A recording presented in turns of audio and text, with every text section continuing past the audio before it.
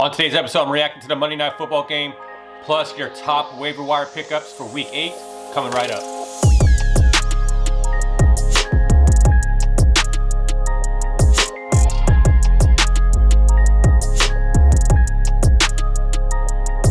And what's up, everyone? You're listening to the Gridiron Fantasy Football Podcast for Tuesday, October 27, 2020.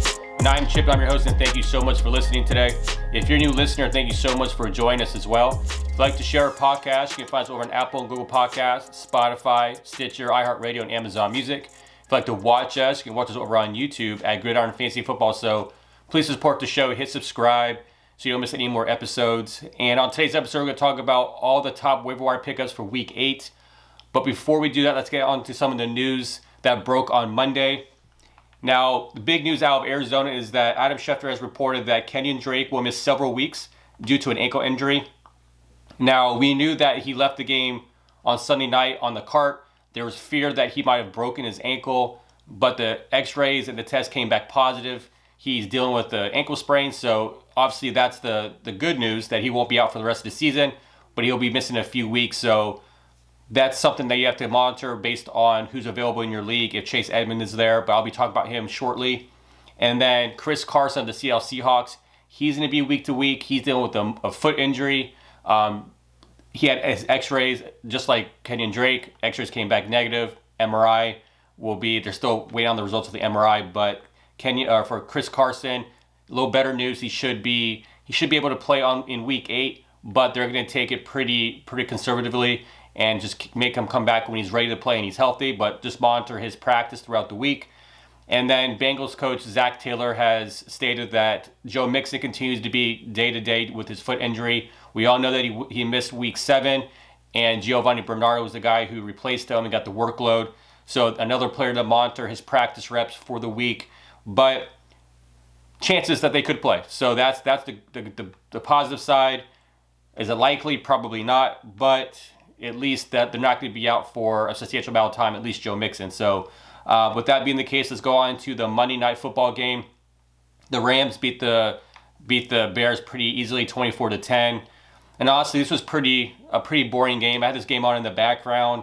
I was just obviously paying attention to it to see, what happened fantasy-wise. But, Jared Goff, he had a decent game against the Bears defense. The Bears defense is a pretty stingy pass defense. He scored, he threw 2 touchdown passes. Nick Foles had a bad game. He had 2 interceptions. And, I wonder if the Bears are going to go back to Mitch Trubisky.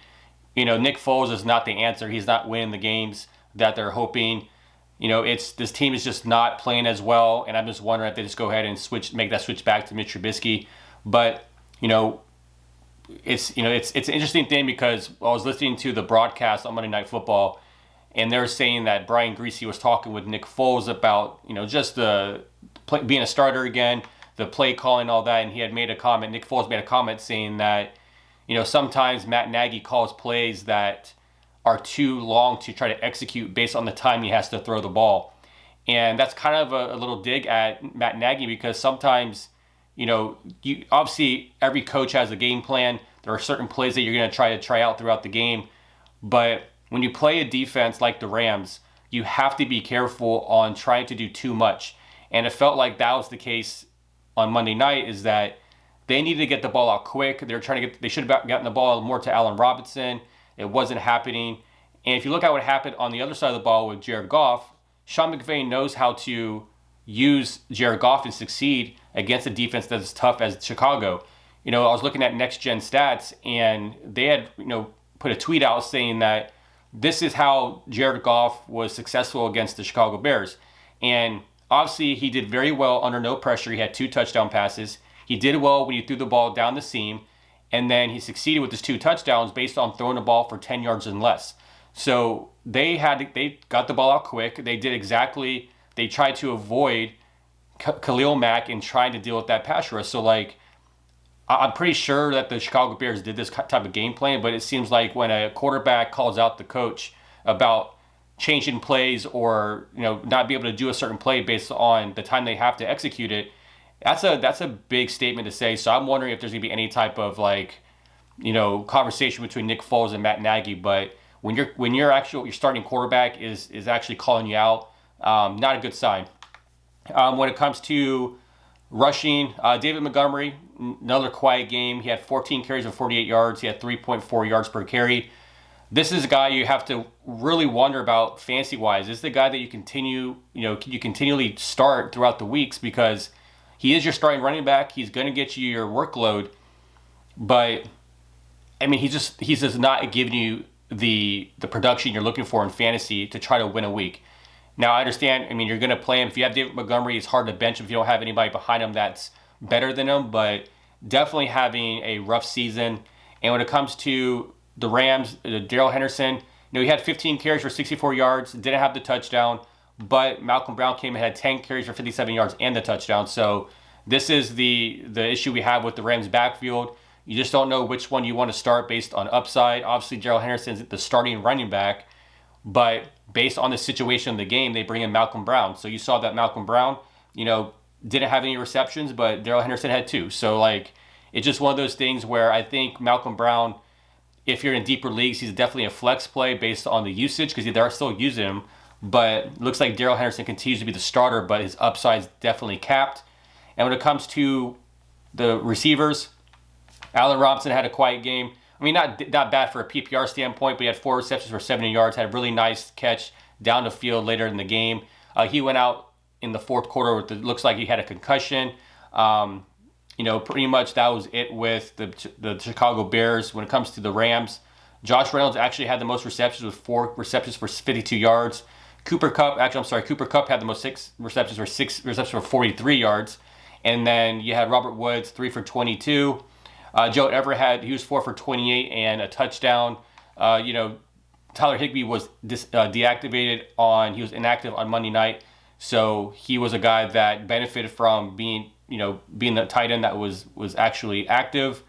But with that being the case, I mean, that's it for the Monday night reaction. I mean, just a team that are going in 2 different directions. I mean, the Bears, they're 5-2, but they're an ugly 5-2. I don't know how long they're going to sustain that going against the NFC, North. That's going to be a tough division to try to win. I mean, they got a good defense, so that's obviously part of the equation. But the Rams continue to look good, and that NFC West continues to be one of the toughest divisions in the league. So, very interesting to see what the Rams do in the next few weeks. They have a really, tough schedule coming up, but they're definitely, keeping themselves in pace with the Seahawks and the Cardinals.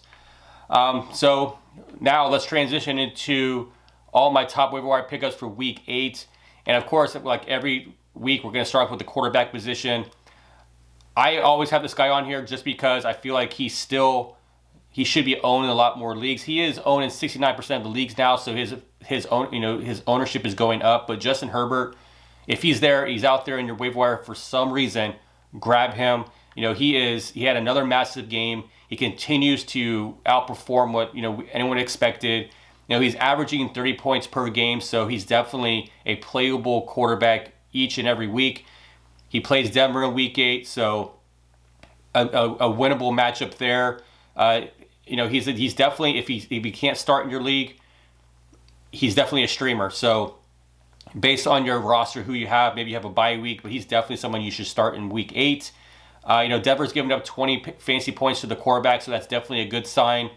And the second guy that I think is a good pickup is Derek Carr. Derek Carr is owned in 25% of leagues. He's averaging 24 points per game. He plays Cleveland this week, and we just saw what Joe Burrow did to the Cleveland Browns. I mean, torched them for over 40 fantasy points. They have the pieces. You look at what they have. They have Darren Waller. They have Henry Ruggs, who's a speedster. They got Hunter Renfrow, who's good in the slot. I mean, obviously Josh Jacobs. I mean, they have some pieces where they can do some damage against the Cleveland Browns. So I do think that Derek Carr is a fine streamer this week.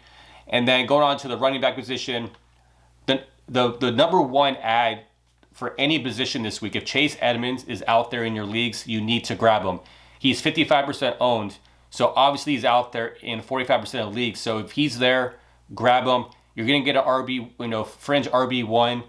He had 21 fantasy points on Sunday, so he definitely has been outshining Kenyon Drake. Kenyon Drake had a good week last week, but I do think that because Kenyon Drake just got injured, Chase Edmonds will be the starter. And I think even when Kendrick Drake comes back, Chase Edmonds will continue to be the starter. So I think you have a starting running back for the rest of the season. So Chase Edmonds is out there and you have Fab left. Just go after him and get him, because he is definitely going to be a good fantasy option, for the rest of the year. And then second, I'm going to go with Carlos Hyde. Carlos Hyde, he's owned in 5% of leagues, so he's out there in pretty much all the leagues. With Chris Carson being week to week, if you need a running back, and you desperately need running back help due to injury or bye weeks, Chris Carson definitely, if he's not playing, Carlos Hyde is definitely the guy you want to try to play. The Seahawks are a run-heavy offense. When Carlos Hyde took over for Carson, he has 16.6 fantasy points on Sunday night. So this is definitely a good option for you if you need somebody as a flex for your flex. So Carlos Hyde is definitely a player that you want to get while Chris Carson's out. And then Giovanni Bernard, I think Giovanni Bernard, he definitely deserves a roster spot based on how the Bengals use him. But if Joe Mixon continues to be out, Giovanni Bernard is a definite start at least in the flex. He's 50% owned. With Joe Mixon be considered day to day, it's definitely a guy that can handle the workload. He will be the bell cow. He had a good fantasy outing on Sunday in his absence. So if Giovanni Bernard is out there, pick him up, because we have no idea what Joe Mixon will do in week 8 based on his injury, if he's going to play. And then moving on to the 49ers running backs. Obviously, Jeff Wilson just got put on IR. Raheem Mostert has been on IR. So I think that next man up. So Jerick McKinnon was a guy that they didn't want to play much on Sunday, which had no idea. We just reading some of the news, and it looks like they're on purpose trying to rest Jerick McKinnon. He only played 12 snaps on Sunday. Now, they like JaMycal Hasty, so this is a guy that you want to see if he's available in your leagues. And I think another guy that you can look at is Tevin Coleman. He is on IR, but they're very slim at running back. So we saw that with Jerick McKinnon active and then Jeff Wilson active. You saw that Jeff Wilson took the lead back role. So I am wondering if JaMycal Hasty is obviously playing, he's going to be the starter over Jerick McKinnon. That's hard to determine, but Kyle Shanahan knows how to use his running backs. So it's always interesting to see how that will play out. But I do think JaMycal Hasty is definitely a guy they like and they're going to play. So I think he's a good waiver wire add. And then they do get the Dolphins in week 8, so that's a favorable matchup. And my last running back on my list is La'Mical Pirine of the New York Jets. Now, he's 11% owned. He is, sharing some time with Frank Gore. But on Sunday, he had 40, he got 40 snaps, so he outsnapped Frank Gore, and he scored a touchdown.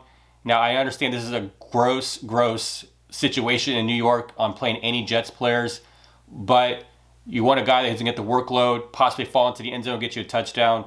He's not going to be a guy that you're going to hope for with a 40-point game, but he's a guy that if you need the help in a bye week, he may be a guy that you can add to your flex. Just hope for the best. Now, moving on to the wide receiver position. Now, I didn't realize this guy was this owned in all the leagues, but I have Antonio Brown as my number one pickup, but he's owned in 75% of your leagues. So was not expecting that, so I'm assuming he's not available in your league. I was lucky enough to grab him in my Dynasty league, my Dynasty/Keeper league, but it's one of those things where once that news broke, a lot of people ran to the waiver wire because he was free. So I think that if that was you, good for you, because that was smart on your part to try to pick up Antonio Brown. Obviously, we definitely don't know what his status will be in the sense of he is going to be coming back in week 9 against the New Orleans Saints, and word is that he can practice on Wednesday. So if he passes all the protocols and the COVID stuff, he can practice on Wednesday. But I did not realize he was owned in so many leagues. But most of y'all probably either drafted him and just kept him on your roster, on your bench, or you just picked him up when you heard the news break that he might have been coming back and then he signed with the Bucs. So definitely don't know how his usage is going to be. I mean, you got a bunch of talent on the Tampa Bay offense. Really not sure how Antonio Brown will be, initially. I think that obviously when it comes to Tom Brady, I think he's a must start every week. But Antonio Brown, he definitely should deserve some type of flex play. But I don't know how that's going to play out based on once he gets to Tampa and then practicing and how they'll use him against the Saints. So definitely be interesting, but he's definitely a guy that needs to be added. If you're in that one of those leagues where he's not added or owned, grab him. And then Cleveland Browns receiver Rashard Higgins. Now, he's not owned in any leagues. I think this is the guy that could he possibly replace OBJ. You saw on Sunday, he had six receptions for 110 yards. He didn't have a touchdown, but you always want to see a player that's going to get the targets. And right now, obviously Jarvis Landry would be the target leader, but Rashard Higgins definitely deserves an add in a sense of like deeper leagues. Maybe he's a guy that you can see what happens, but he's not a guy that you're going to use all your fab on, but he definitely is a guy that should be added to your roster. And the same thing for Donovan Peoples-Jones. Now, he had the touchdown on Sunday. He was the one who got the game-winning touchdown. He didn't have a lot of the target share, but just another piece for the Cleveland Browns. So I think that they definitely deserve a look. And then going to the 49ers, I think Brandon Ayuk deserves to be added to your rosters. We saw Deebo Samuel go out with a hamstring injury. He may miss some time. So Brandon Ayuk has been actually second on the 49ers in target share. So definitely he has 14% of the target share. So I think that obviously they like him. They're using him. He can catch the ball. He can, run reverses. So he's definitely a multi-utilized player. So I think Brandon Ayuk is a good guy to add to your roster. And this is a guy that is coming off an IR. And I think that this is a sneaky pickup is Jalen Reagor of the Philadelphia Eagles. Carson Wentz desperately needs help. And I think that Jalen Reagor is a good piece to add for very cheap of your fab. He's going to get part of the targets, right? Alshon Jeffrey hasn't come back yet. We just saw Deshaun Jackson go on IR again. Travis Fulgham is the guy that's there. So I think, Jalen Reagor is a guy that you could add that's going to be pretty cheap. And I do think that my next player, Sterling Shepard, he's a good guy to pick up as well. He came off an IR. He had 8 targets on Thursday Night Football and a touchdown, so he's definitely a guy to monitor as well. He's a flex for me. He's a guy that even on Thursday night he came back, right? He had Evan Ingram was the guy who had the majority of the target share. Sterling Shepard was second, and then Darius Slayton was down the list. So I do think that they like Sterling Shepard. Every time he plays, he definitely has a safe floor. So I think that Sterling Shepard deserves to be added. And the last guy for my wide receiver position, now this might be more for dynasty or for deeper leagues, but I think Marquez Callaway of the New Orleans Saints deserves to be added or even looked at. We had Emmanuel Sanders out, we had Michael Thomas out, and we don't know the status of Michael Thomas. Like, he hurt his hamstring, but there's so many rumors about him being traded that he's asking for a trade. So you're kind of wondering, okay, what's really the potential of some of these receivers behind Michael Thomas if that does happen. So we thought like Traquan Smith would be the guy who stepped up and had the targets because we saw Emmanuel Sanders not play because of COVID. Michael Thomas was inactive. You're like, okay, well, this should be a safe play for Traquan Smith.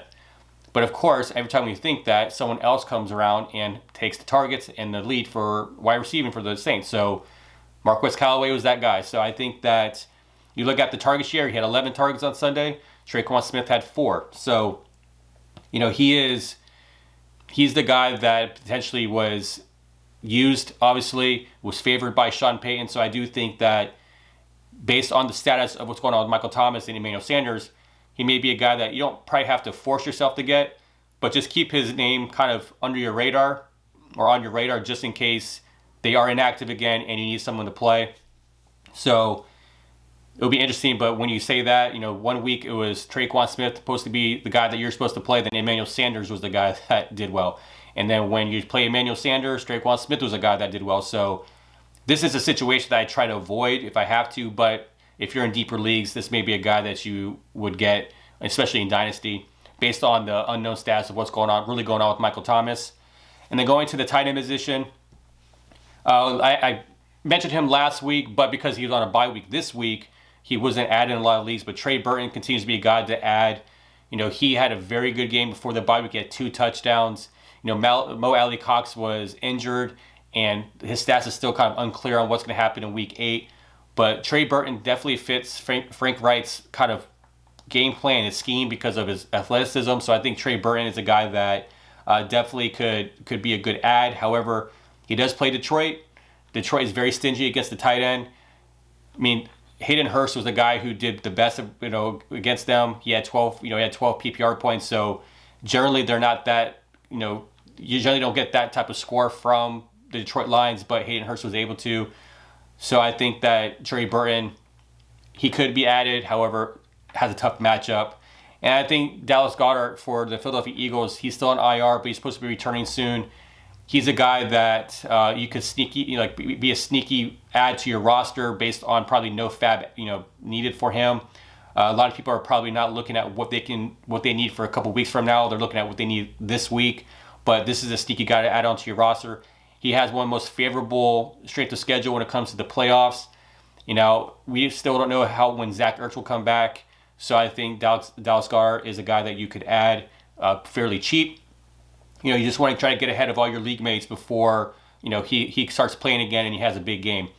And then my last tight end for this week is Harrison Bryant of the Cleveland Browns. Now, this was a situation that we're unclear of when we're trying to figure out start sits for Week 8. Obviously, Austin Hooper went out with an emergency appendectomy, so he's not going to play. He didn't play in Week 7. He might not play in Week 8. Now, with that being the case, we're like, okay, is it Harrison Bryant or is it going to be David Njoku? Harrison Bryant got the start. He had a great matchup against the Cincinnati Bengals. Scored 2 touchdowns. He had 4 receptions for 56 yards and 2 touchdowns. Now he plays the Las Vegas Raiders this week. Then they have a bye week. So Vegas, they're not terrible against the tight end. I mean, Gronk just had a big game against them, but that's Gronk.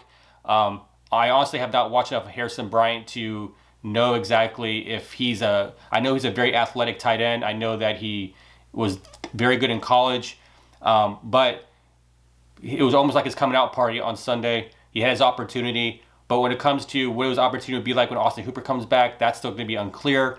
So I think that if you're looking for a tight end for this week and maybe only this week, I think Harrison Bryant definitely can be a guy you can stream. So, and when it comes to defensive streamers for Week 8, I think a good streamer is obviously we got Kansas City Chiefs. They play the Jets this week. Obviously, just anybody who can play the Jets, you're going to play that defense against them. And I think, honestly, the Chargers are a decent team to play against the Denver Broncos. We saw what the Chiefs just did against the Denver Broncos. They scored 24 defensive points. I mean, they had a kickoff return, a pick six. So, I think that the way Denver Broncos offense is right now, I think that, you can have a pretty safe play with the Chargers. And I think the Eagles, another team that you could probably start is the Eagles. They play the Cowboys. Don't know who's going to be the starting quarterback for the Cowboys. So I think that could be a decent play if you definitely are desperate for a streamer for Week 8. But that's all my top waiver wire pickups for Week 8. I hope that some of these guys are available in your league and these guys you can get and help you win for Week 8. Hopefully be guys that you could play throughout the season. But that's it for today's episode. Thank you so much for listening. Please like, comment, and share this podcast and the YouTube with your friends and family. On the next episode on Thursday, I'll be doing my Thursday Night Football preview. So don't forget to hit subscribe so you don't miss that episode. But if you'd like to follow us on social media, you can find us on Twitter and Facebook at the Gridiron Pod. You can find us over on Instagram at Gridiron Fantasy Football. So that's it for today. Thank you so much for listening, and we'll see you all on Thursday. Take care.